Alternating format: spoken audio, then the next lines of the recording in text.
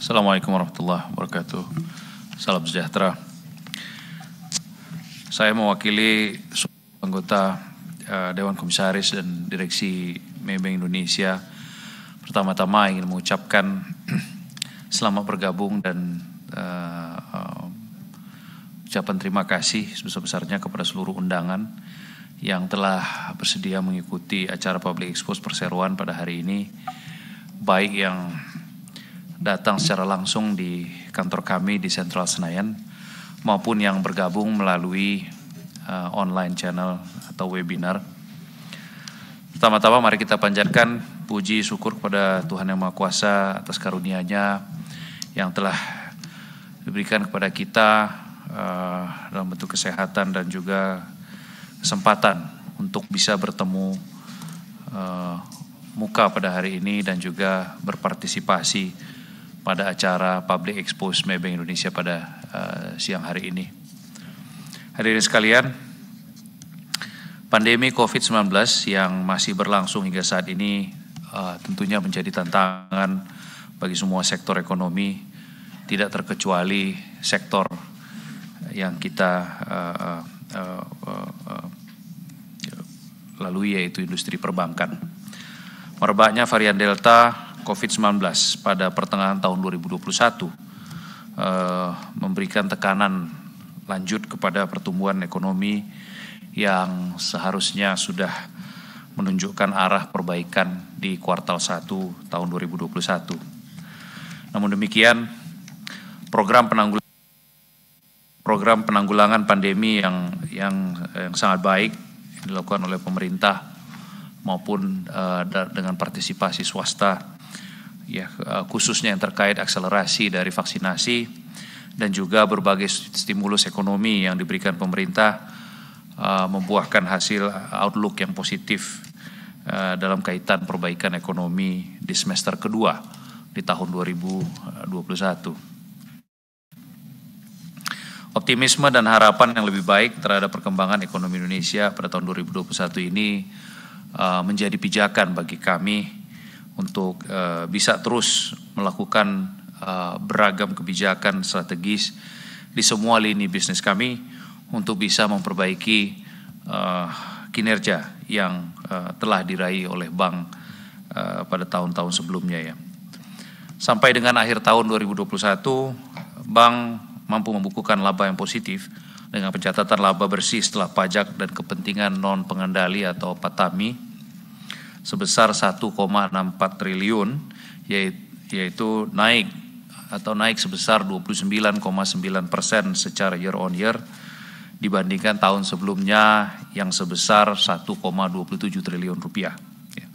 Pencapaian ini tentunya didukung oleh berbagai faktor, di mana salah satunya adalah level provisi yang membaik, ya, dibandingkan tahun sebelumnya yang cukup rendah, dan juga efisiensi dari biaya likuiditas atau biaya bunga, dan tentunya manajemen cost atau biaya overhead yang baik, dan juga tidak luput dari kontribusi dari unit usaha syariah kami yang terus menunjukkan kinerja yang positif. Dari sisi aset, segmen corporate banking mencatatkan pertumbuhan kredit yang terjaga baik serta positif, yang mana itu dikontribusi dari segmen BUMN atau SOE, State Owned Enterprise. Sementara dari lini usaha CFS atau Community Financial Services mengalami sedikit perlambatan secara year on year, ya. Namun kami melihat pertumbuhan dari seluruh bisnis segmen CFS, retail maupun non-retail ini cukup baik secara kuartalan, atau dengan kata lain secara kuartalan menunjukkan pertumbuhan yang positif, ya, bagi CFS. Hal ini tentunya sejalan dengan berangsurnya pemulihan ekonomi dan juga perbaikan kinerja dari para nasabah kami, ya. Pencapaian ini juga mencerminkan kemampuan bank dalam mengatasi kondisi pasar yang masih menantang, dan usaha kami untuk bisa terus merubah tantangan tadi menjadi peluang, ya, khususnya pada layanan perbankan digital kami yang tentunya menjadi ujung tombak kami untuk bisa terus menjaga tingkat pertumbuhan yang kami tetapkan ya. Situasi yang menantang ini tentunya juga mendorong kami untuk bisa tetap kreatif ya dan adaptif tentunya, dan senantiasa menjaga komunikasi yang baik dengan para nasabah, termasuk penggunaan platform digital untuk tetap bisa melayani nasabah dan juga mendistribusikan produk solusi keuangan kepada nasabah ya. Perkembangan bisnis yang sangat dinamis dan kompetitif juga telah mendorong kami untuk senantiasa mengkinikan ya strategic journey agar bisa memberikan solusi yang lebih terkini khususnya di layanan perbankan digital, sehingga tentunya keberadaan Maybank Indonesia ini tetap relevan ya dalam memenuhi kebutuhan nasabah ya dalam mengelola kebutuhan finansialnya. Ya. Kami juga senantiasa mengambil langkah proaktif ya dalam mengantisipasi dampak lanjut ya dari pandemi ini terhadap portfolio ya.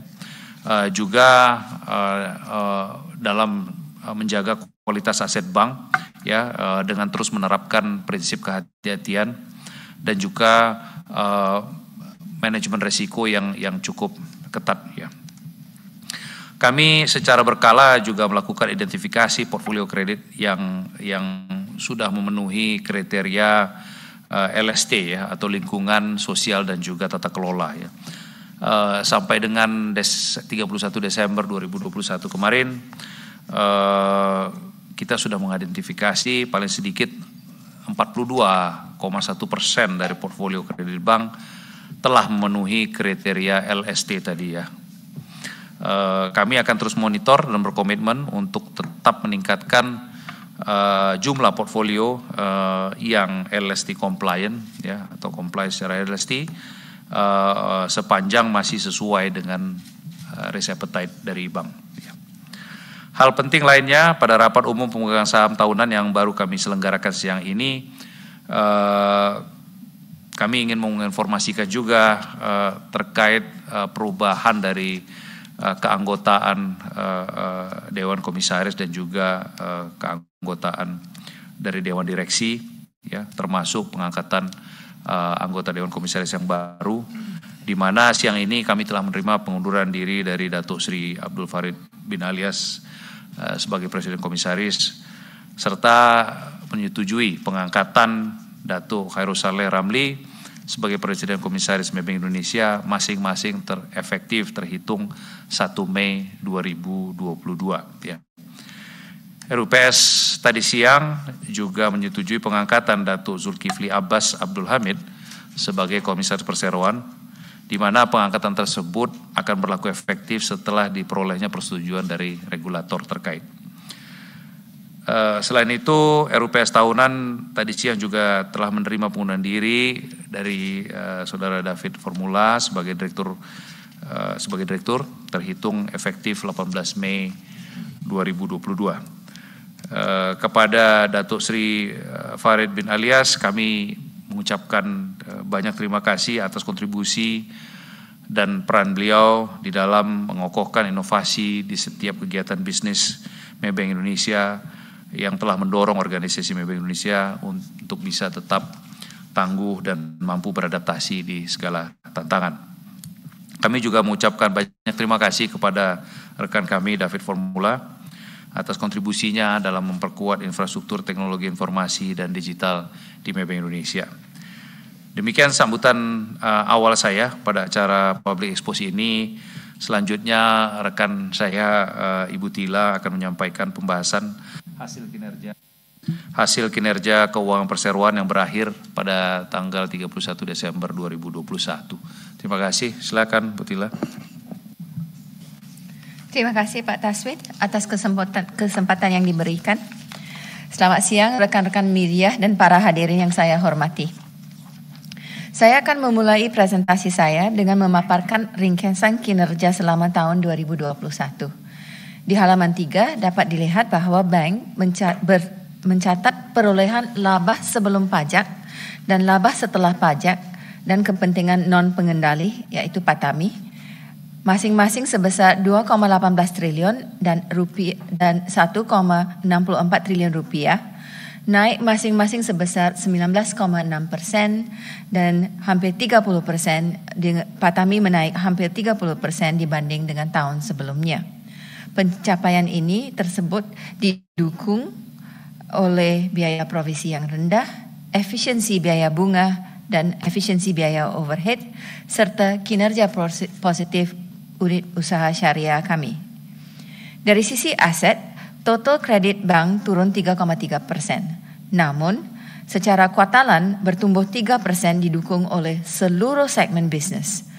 Rasio gross NPL terjaga dengan baik di level 3,69% per Desember 2021. Bank secara konsisten mengambil langkah proaktif untuk mendukung nasabah yang terdampak pandemik melalui program restrukturisasi untuk menjaga kualitas aset yang sehat. Profil pendanaan bank terus menguat seperti tercermin dengan peningkatan rasio kasah menjadi 47,23% pada Desember 2021. Permodalan bank juga tetap kuat dengan rasio kecukupan modal yaitu CAR ratio tercatat sebesar 26,91% dengan total modal sebesar 28,4 triliun rupiah. UUS kami terus mengedepankan strategi Syariah First di seluruh lini usaha bank dan berkontribusi positif terhadap kinerja bank di tahun 2021. Aset UUS naik 11,2% dan berkontribusi sebesar 23,2% terhadap total aset bank secara konsolidasian. Total kasa UUS tumbuh kuat sebesar hampir 70%, sehingga rasio kasa pun tumbuh menjadi 37,7% per Desember 2021, membaik dibanding dengan 24,23% di periode yang sama tahun sebelumnya. Selanjutnya, laporan laba rugi pada slide 5. Pendapatan bunga bersih menurun sebesar 2% ke 7,1 triliun rupiah sejalan dengan penurunan volume kredit dan penurunan suku bunga. Sementara itu, pendapatan non-bunga yaitu fee income menurun sebesar 12% disebabkan oleh menurunnya pendapatan fee transaksi global markets. Namun, fee terkait bank assurance bertumbuh hampir 27% menjadi 201 miliar untuk tahun 2021. Secara kuartalan, pendapat fee naik 18% menjadi 616 miliar rupiah per Desember 2021 dari 522 miliar di kuartal sebelumnya. Biaya operasional terkelola dengan efektif yang tercermin dari penurunan biaya overhead sebesar 4,2% menjadi rupiah 5,5 triliun per Desember 2021. Ini melalui penerapan inisiatif pengelolaan biaya secara berkelanjutan di seluruh lini bisnis dan unit pendukung yang disertai dengan pengurangan biaya umum dan administrasi sehubungnya ada pengaturan bekerja dari rumah selama pandemik. Sejak 2020, bank mengambil langkah konservatif dan secara proaktif mencadangkan provisi pada portofolio di seluruh segmen bisnis di tengah kondisi ekonomi yang menantang. Upaya proaktif bank dengan mencadangkan provisi dan dampak positif dari penerapan program restrukturisasi tersebut telah memberi kontribusi kepada penurunan biaya provisi bank sebesar 25,8% menjadi 1,5 triliun rupiah. Laba sebelum pajak tumbuh 9,6% menjadi 2,2 triliun rupiah, sedangkan laba PATAMI tercatat sebesar 1,6 triliun dan tumbuh 29,9% dari tahun sebelumnya. Di halaman 6, total aset bank mencapai 168,8 triliun per Desember 2021 dan kredit bank tercatat sebesar 101,8 triliun rupiah, sedangkan simpanan bank sebesar 114,9 triliun rupiah. Selanjutnya di halaman 7, beberapa rasio keuangan penting. Rasio ROA dan ROE per Desember 2021 membaik dan tercatat masing-masing 1,32% dan 6,29%. Margin bunga bersih NIM ratio membaik 14 bips menjadi 4,69% per Desember 2021, didukung oleh hasil dan kedisiplinan dalam penentuan harga dan turunnya biaya cost of funds. Cross NPL membaik sebesar 3,69% dengan penurunan saldo NPL sebesar 10,8% year on year. Selanjutnya di halaman 8, Maybank Indonesia telah menerapkan risk appetite yang konservatif pada penyaluran kredit di tengah pandemik tahun 2021. Perlambatan kredit year on year juga masih dipengaruhi oleh pembatasan kegiatan masyarakat dan pandemik COVID-19. Hal ini menyebabkan pembayaran dan penlunas dipercepat yang melebihi pencairan kredit baru.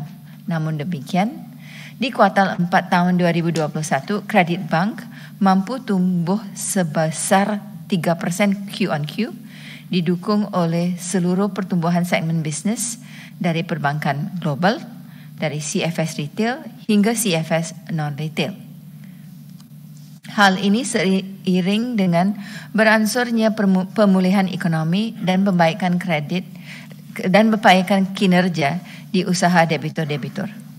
Kami berharap dapat menjaga momentum pertumbuhan ini ke depan dengan tetap menerapkan risk appetite yang konservatif pada penyaluran kredit untuk memastikan terjaganya kualitas aset. Pada slide 9 dapat dilihat bahwa total simpanan nasabah tercatat sebesar 115 triliun rupiah, relatif stabil dibandingkan dengan tahun sebelumnya. Hal ini diikuti dengan pertumbuhan kasa sebesar 19,1% dan peningkatan rasio kasa menjadi 47,23% per Desember 2021. Pencapaian ini sejalan dengan strategi bank untuk mempertahankan likuiditas yang kuat dan pendanaan yang efisien dengan mengurangi simpanan berbiaya tinggi serta mengoptimalkan layanan perbankan digital bank untuk menghimpun simpanan nasabah. Pengembangan dana murah atau KASA tetap menjadi fokus utama bank, termasuk pertumbuhan jumlah nasabah bank. Perkembangan di bisnis UUS atau unit usaha syariah menunjukkan kinerja yang solid, didukung oleh implementasi Syariah First Strategy yang menempatkan produk dan solusi keuangan syariah di semua lini usaha dan segmen bisnis. Total aset UUS tumbuh 11,2% menjadi 39,2 triliun rupiah dan berkontribusi sebesar 23,2% terhadap aset bank secara konsolidasian. Dana murah UUS bertumbuh hampir 70% dengan rasio kasa meningkat menjadi 37,7% dari 25,11%. Non-performing financial gross adalah 3,73% dan net NPF tercatat 2,51% per Desember 2021.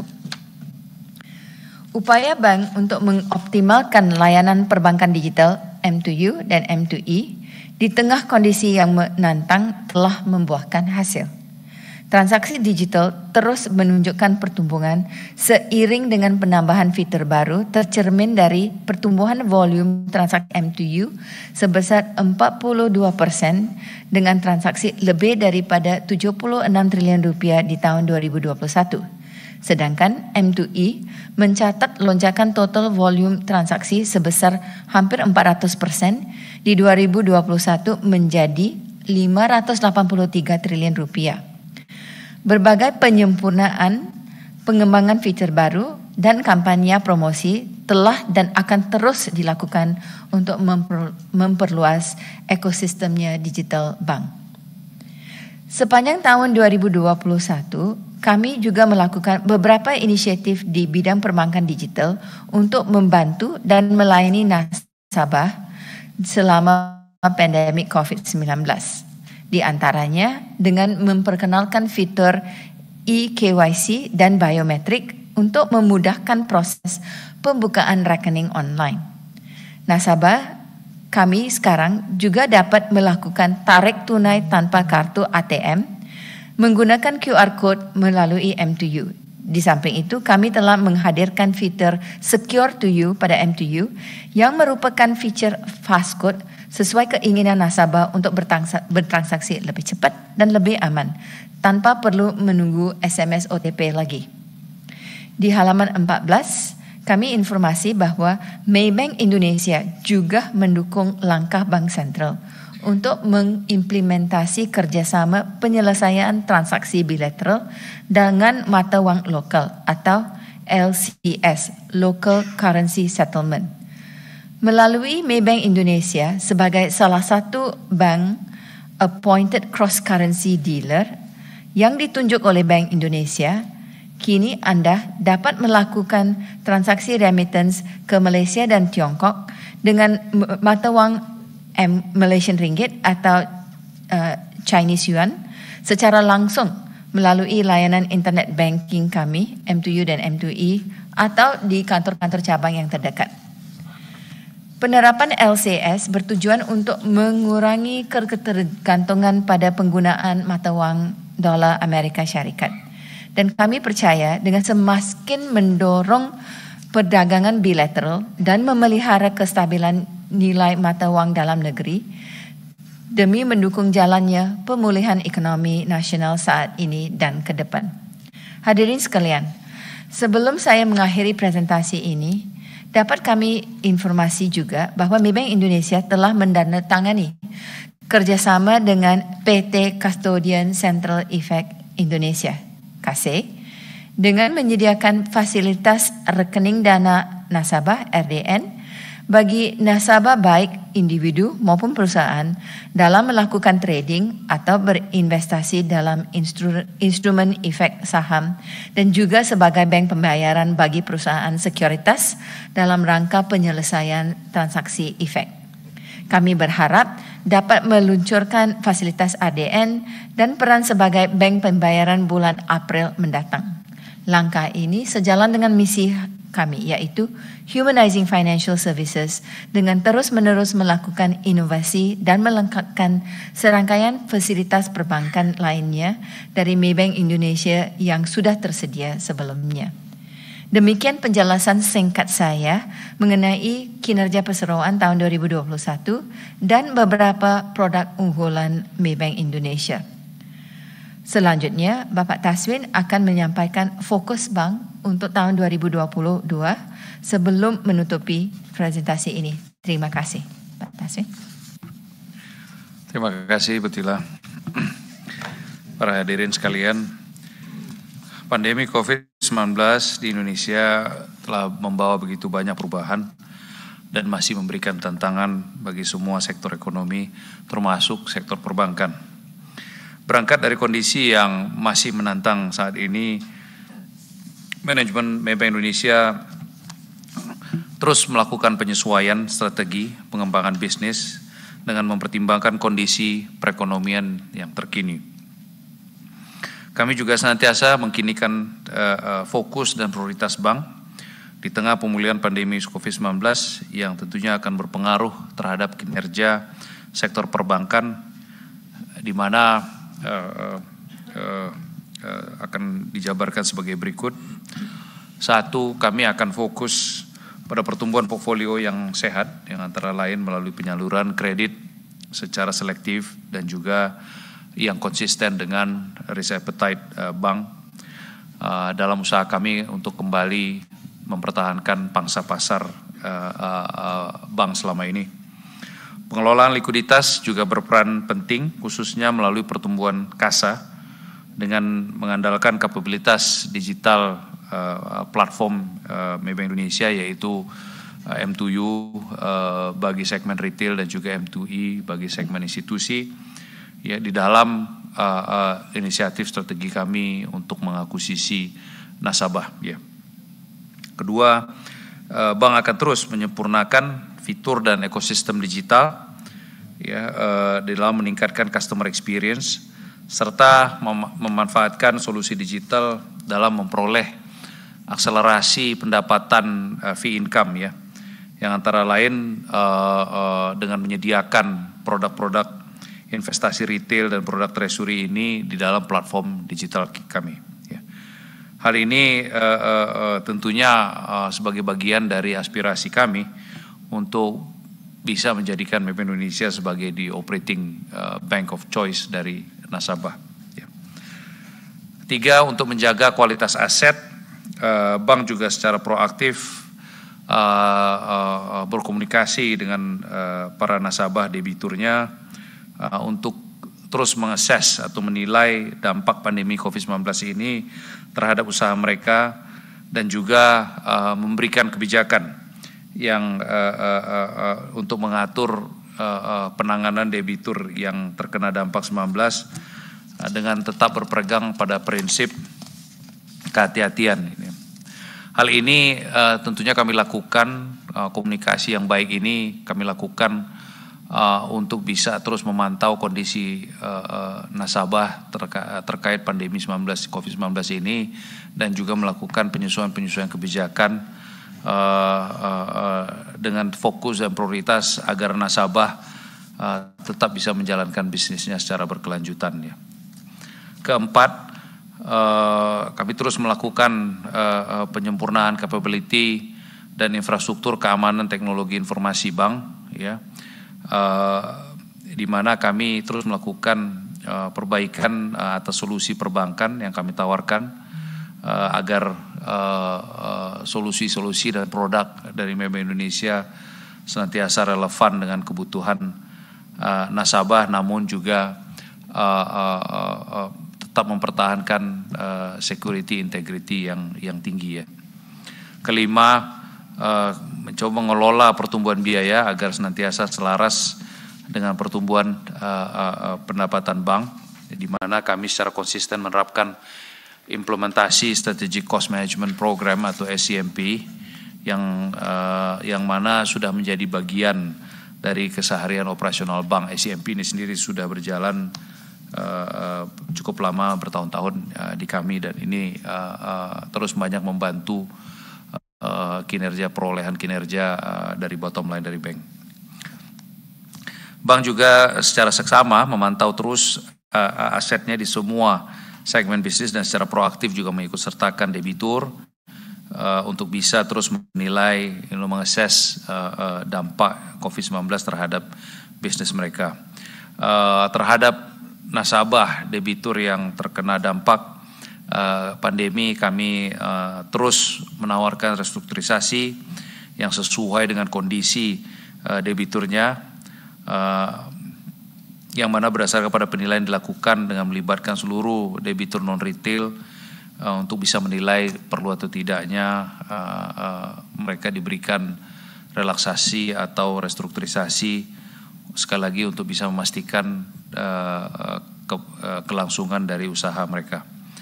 Selain itu, kami juga telah menyederhanakan proses dan memfasilitasi debitur retail untuk dalam mereka mengajukan restrukturisasi secara online melalui email ataupun melalui call center ataupun melalui website resmi dari bank. Hingga 31 Desember 2021 kemarin, saldo kredit nasabah yang terdampak pandemi COVID-19 mencapai sekitar 20% dari total saldo kredit bank, ya. Hadirin yang terhormat, Maybank Indonesia sebagaimana disampaikan di awal tadi terus berkomitmen untuk bisa memastikan bahwa operasional bank senantiasa ramah terhadap lingkungan sosial dan tata kelola atau LST. Kami menyadari pentingnya untuk menciptakan masa depan yang berkelanjutan bagi generasi mendatang, ya. Maybank Indonesia akan terus menerapkan aspek keberlanjutan atau sustainability ya di dalam setiap aktivitas bank, serta secara konsisten akan menjalankan upaya-upaya untuk mendukung tercapainya tujuan tersebut sehingga bisa sesuai nanti dengan 8 prinsip keuangan keberlanjutan yang sebagaimana telah diatur oleh OJK dan juga menyelaraskannya dengan prinsip ESG dari Maybank Group sendiri. Sampai dengan akhir Desember 2021, perkembangan keuangan berkelanjutan kami meliputi pembiayaan pada sektor keuangan berkelanjutan ya telah mencapai 38,2 triliun rupiah atau berkontribusi sebesar 42,1% terhadap total kredit yang diberikan bank. Kami akan terus monitor dan berkomitmen untuk meningkatkan porsi dari portfolio sustainability ini sepanjang masih dalam koridor risk appetite dari bank. Maybank Indonesia juga telah menerapkan kegiatan operasional yang ramah lingkungan yang antara lain melalui pengurangan penggunaan plastik, juga penggunaan lampu hemat energi atau lampu LED, dan juga pendingin udara yang tentunya ramah lingkungan dengan menggunakan freon R32 pada kantor-kantor cabang, serta kebijakan paperless dan juga optimalisasi penggunaan kendaraan operasional. Dari sisi SDM, Maybank Indonesia juga secara konsisten membangun keterampilan dan kapasitas terhadap lingkungan sosial dan tata kelola dalam menjalankan program-program keuangan berkelanjutan. Sejak tahun 2019, bank telah memiliki kebijakan LST, lingkungan sosial tata kelola tadi, yang diantaranya mengatur aktivitas blacklist, ya. Kajian terhadap internal risk acceptance criteria atau RAC terus kita lakukan, termasuk di dalamnya adalah memperbaharui daftar industri yang bisa dihindari atau harus dihindari dalam kaitan LST tadi. Sebagai bagian dari Maybank Group, Maybank Indonesia senantiasa konsisten dengan arahan strategis dari perusahaan induk dalam melaksanakan komitmen LST ini. Maybank Group juga telah menetapkan M25 atau strategi Maybank hingga 2025 yang ditujukan untuk bisa terus memperdalam komitmen Maybank untuk bisa terus humanizing financial services dan mendukung prioritas strategisnya untuk bisa menjadi regional ESG leader.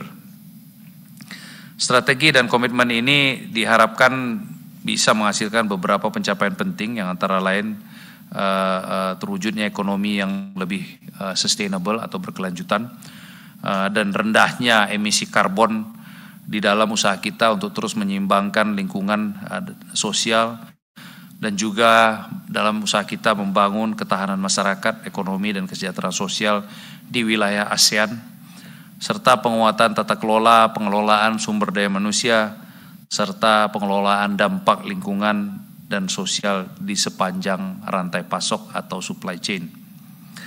Hadirin sekalian, sebelum saya mengakhiri presentasi ini, kami ingin menyampaikan bahwa di tengah kondisi pasar domestik yang penuh tantangan, kami terus berkomitmen pada strategi pertumbuhan yang bertanggung jawab dan secara selektif akan memastikan kualitas aset dengan fokus pada optimalisasi aplikasi teknologi dan digital di dalam memberikan pelayanan produk dan services kepada nasabah dan serta untuk memastikan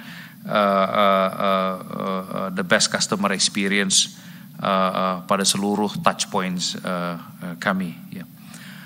Kami telah menutup tahun 2021 dengan baik dan kami berharap dapat menyongsong tahun 2022 ini dengan semangat baru, semangat yang lebih kuat dari tahun sebelumnya.